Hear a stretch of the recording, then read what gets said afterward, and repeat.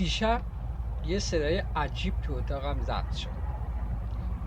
صدایی که خودم اصلا نشنیدمش.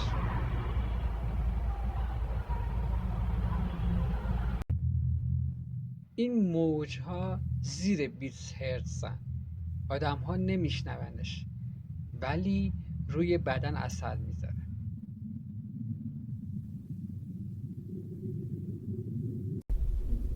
همین صداهاست که باعث میشه یهو حس کنی پشت سرت یکی ایستاده، یا بدون دلیل دلشوره بگیری.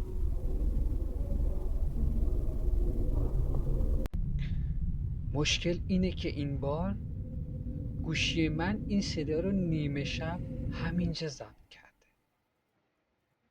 و وقتی برگشتم سمت در هیچ کس نبود.